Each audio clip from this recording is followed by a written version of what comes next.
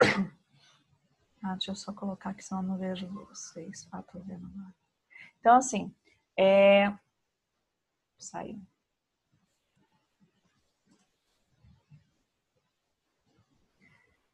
Então, assim, os elementos do tributo, né? Ele é composto por seis fatores. Um é o fato gerador. O fato gerador é o motivo que fez com que nascesse aquela obrigação de pagar o tributo. Então, se houve a prestação de um serviço, pode ser cobrado ISS. Se houve a circulação de uma mercadoria, pode ser cobrado ICMS. Se houve um ganho de rendimento além do que está estabelecido como faixa limite do imposto de renda, pode ser cobrado o imposto de renda. Então, sempre que vocês verem uma pergunta assim, qual é o fato gerador para se cobrar um imposto?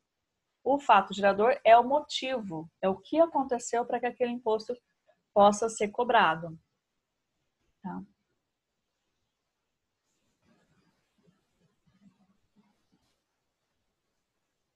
Ixi, o mouse não está aparecendo.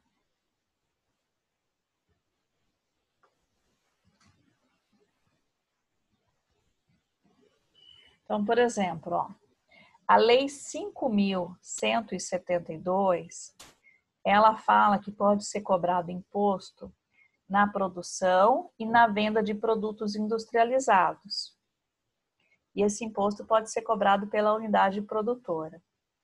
Essa é a lei, pela descrição, que vocês acham que é fato gerador de qual imposto? IPTU, importação, ITR, IPI, ICMS ou ISS?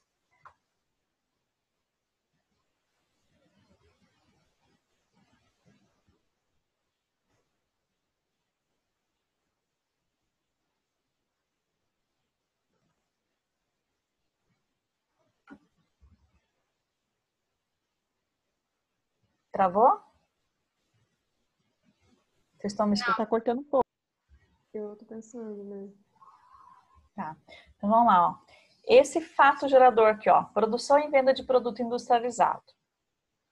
Ele é um fato gerador para que tipo de imposto?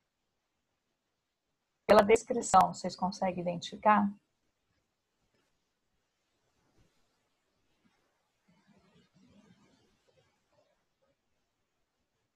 Não. Não. Não. Vou fazer esse primeiro aqui. Ó, produção e venda de produto industrializado. Só a palavra produto industrializado aqui já orienta um pouquinho ao fato gerador do IPI.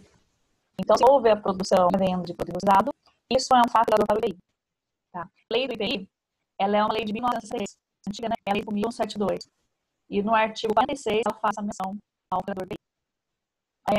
Esse fato gerador aqui, ó, era o taxa de regulação do serviço de imposto estadual e intermunicipal de comunicação. A lei 87 de 1996. Esse motivo aqui, ele é fato gerador do imposto.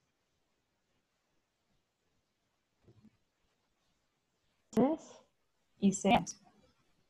Essa é a lei de ICMS. É a lei 87 de 1996. Também é uma lei antiga. Esse aqui já apareceu marcado, ó. Existência de uma propriedade predial no território em área urbana. Uma lei de 1966. Esse é um fato gerador para IPTU. Então, desde 1966, cobra-se o IPTU. Prestação de serviços de qualquer natureza. Lei de 2003. Isso é um fato gerador para qual tipo de imposto?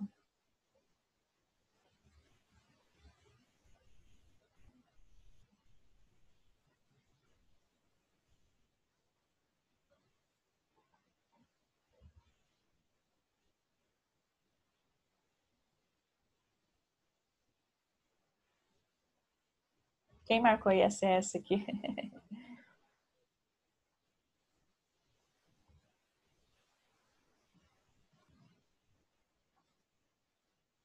E aí, vocês chutam?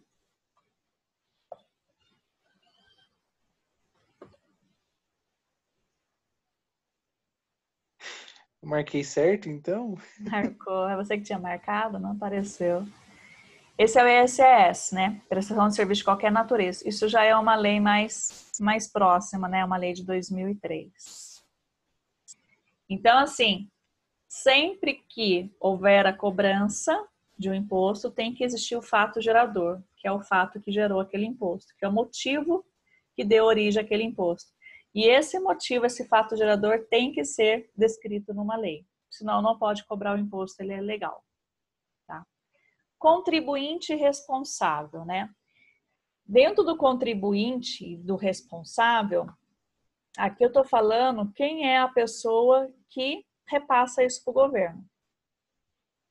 É o contribuinte ou é o responsável? Quem repassa isso para o governo? A gente tem o sujeito ativo e tem o sujeito passivo. O sujeito ativo é quem está cobrando a prestação pecuniária. Lembra que pecuniária é dinheiro? Então, assim, o sujeito ativo é quem está cobrando esse dinheiro, esse pagamento. Sujeito passivo é quem tem a obrigação de pagar. E dentro do sujeito passivo, eu tenho o contribuinte e eu tenho o responsável. Então, se quem está exigindo é o governo, é o estado ou é o município, né? Então, o sujeito ativo ou é o presidente, ou é o governador, ou é o prefeito. O sujeito passivo, ou ele é o contribuinte, ou ele é o responsável. Ainda na literatura, vocês vão ouvir, em algumas literaturas, ao invés de ver a palavra contribuinte, vocês vão ver a palavra direto. E responsável também a palavra indireto. Então, assim, o contribuinte é aquele sujeito passivo, né? Ele tem a obrigação de pagar aquele valor e tem uma relação pessoal e direta com o fato gerador. Então, o sujeito passivo, o contribuinte, é aquele, por exemplo, que mora na casa. Então, ele mora na casa, ele é proprietário da casa, ele está pagando o IPTU. Ele tem o carro, ele é proprietário do carro, ele está pagando o IPVA. O responsável é uma pessoa que a lei escolheu para responder pela obrigação tributária, tá? Em substituição ao contribuinte. Quando a lei não consegue achar você, pessoa física, para pagar, porque, de novo, o IPTU e IPVA, nós pegamos o boleto e nós vamos no caixa eletrônico pagar. Agora, o ICMS não é a pessoa física que vai no caixa pagar. Porque se dependesse da pessoa física ir no caixa pagar, a sonegação de ICMS seria muito alta. Vamos imaginar que você comprou uma televisão e R$200 é o ICMS. Então, você paga na loja a televisão que custou R$2.000 e vai no caixa eletrônico pagar o ICMS de R$200 para o governo? Não vai. Isso não vai acontecer. Então, para algumas situações, a pessoa que é responsável em repassar esse dinheiro para o governo não é o contribuinte, é o responsável. Quem é o responsável? A loja. Então, no momento que você compra a televisão, você está pagando o ICMS, a loja está recebendo o ICMS ou a fábrica, e a loja é o responsável em passar esse dinheiro para o governo. Então, dentro do sujeito passivo, eu tenho o contribuinte, quando ele é o dono, ele é o proprietário, ele faz o pagamento desse imposto para o governo, e eu tenho o responsável, quando esse repasse para o governo é feito por uma outra pessoa que tem a responsabilidade de fazer esse recolhimento tributário. Ela substitui o contribuinte, ela substitui a pessoa física, mas quem está pagando de fato é a pessoa física. Só que quem repassa para o governo é o comerciante. Tá? Então, quem está pagando ICMS? Quem está pagando IPI? No final da linha, nesse último momento, quem está pagando é a pessoa física. A empresa repassa para o governo. Esse ICMS está embutido no valor do produto. A empresa repassa e quem paga é a pessoa física. Aí, João, aí a gente percebe que a gente paga mais imposto ainda, né? Pior. Não é só IPTU, não é só IPVA que nós pagamos ICMS, nós pagamos IPI. Só que nós não somos o responsável no repasse. Quem repassa ali é a indústria, é o comércio, porque é mais complexo, né? Esse repasse vindo da pessoa física acabaria não acontecendo. Não tem como achar, não tem muito como cobrar, não tem como exigir que ele vá na boca do caixa e faça o repasse desse imposto. Então, para essas situações, é nomeado um responsável, que é mais fácil de localizar.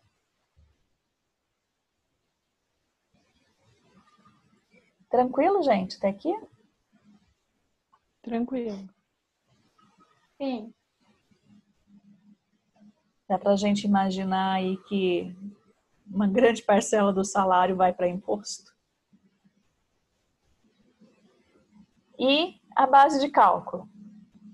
A base de cálculo é aquele valor do produto, valor cheio, na qual é aplicado a alíquota. A alíquota é aquele percentual. No caso do ICMS, pode ser 12%, 18%. Então, eu tenho o valor do produto, né, para poder calcular, né, o valor do imposto, e eu tenho a alíquota, que é o percentual calculado em cima da base de cálculo. Essa base de cálculo deve ser definida também em lei complementar, e qualquer alteração da lei tem que estar sujeita aos princípios da legalidade. O que é o princípio da legalidade? Tem que estar previsto em lei. Tem que cuidar também do princípio da anterioridade e da irretroatividade, que é a questão de qual data começou a valer aquela nova base de cálculo. Tá? A gente vai falar um pouquinho na próxima aula só de todos os princípios que tem. Então, por exemplo, se saiu uma nova lei falando de um novo percentual, de uma nova base de cálculo, essa lei tem uma data para começar. Então, muitas vezes ela sai hoje e ela começa a valer no dia 1º de janeiro de 2021. Então, esse é o princípio que tem que ser respeitado. Ela já está na lei, mas ela tem uma data para ser iniciada. Então, não dá para mudar a base de cálculo do ICMS do nada, do dia para a noite. Não, primeiro passa por uma lei. E toda lei feita a nível federal, estadual ou municipal passa pela Câmara de Vereadores, né? Passa pelo Senado, se for federal. Aprovado, o presidente ou o governador ou o prefeito, ele sanciona a lei. E aí tem um prazo para ela começar a funcionar.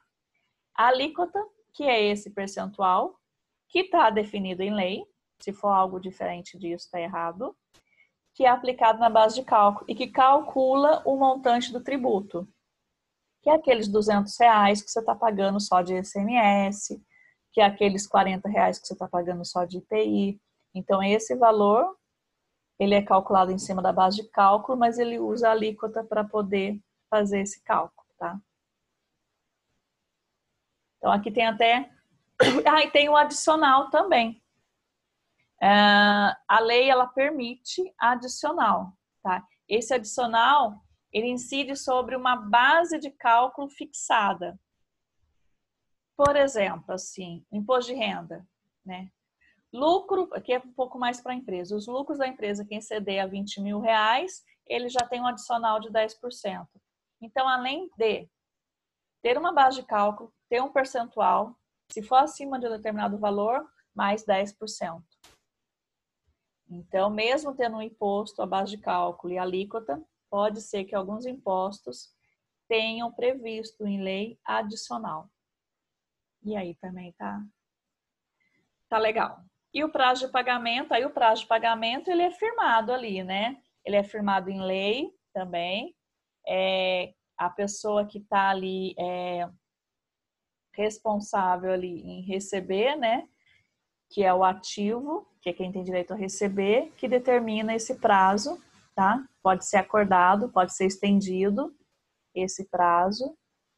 E aí vai depender um pouco mesmo do órgão público mesmo, do prefeito, do governador ou do presidente, estender o prazo, não cobrar juros. Mas aí ele tem que fazer uma lei ordinária para estender o prazo. Então, por exemplo, se um imposto, o prazo legal dele é o mês de janeiro, se por algum motivo resolver estender esse prazo, faz uma lei ordinária, estendendo o prazo. Isso é uma situação emergencial, pontual, para aquele ano. Estende-se o prazo, né, por uma crise econômica, por alguma situação mais difícil, e é válido para aquele momento, para aquele ano. Não é válido para o ano seguinte. Tá? Mas mediante uma lei ordinária. E acho que é isso. De tributação, é isso. Aí a gente, semana que vem, nós vamos ver os princípios da tributação e vamos começar a ver cálculo de tributação também. Tá? Dúvidas? Não. Não? Não. João? Guilherme? Não, até agora tranquilo. Não. Você vai fazer uns cálculozinhos aí. E vamos fazer o imposto de renda. Vou fazer um manualzinho para vocês baixarem o arquivo para a gente simular. Vou montar um exercício de simulação, porque aí tem que dar o mesmo resultado todo mundo. E a gente faz para poder mexer um pouquinho com o imposto de renda. É bom vocês saberem que uma hora vocês vão precisar, vocês já têm uma noção e dá até para fazer sozinho.